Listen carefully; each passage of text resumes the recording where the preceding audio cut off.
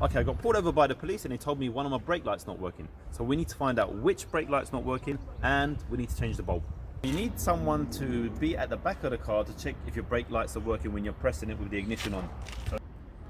Okay, this side's working, top's working, this side's not working. We know from this side it's the top bulb. So that means the top bulb on this side is not working.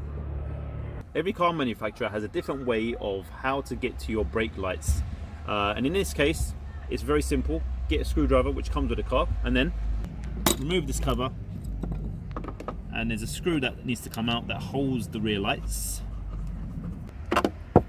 To avoid scratching the paintwork, we're going to put a bit of tissue and get the screwdriver in there. I'm going to prise this light out, and there you go, it's come out. As you can see, look, there's one there that goes in here.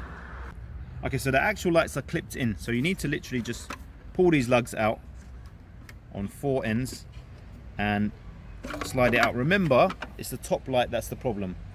So the top light would be this one. Pull the light out. You need to make sure that when you pull the bulb out, you check that this is the same as the one that you're putting in, because sometimes you have one filament and sometimes you have 2. This one has got 1. So this is the new one. It's got 1 filament, so you're good. Literally push and twist. Check the light.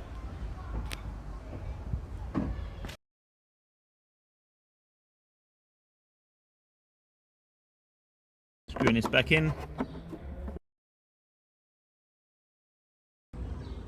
Check the brakes.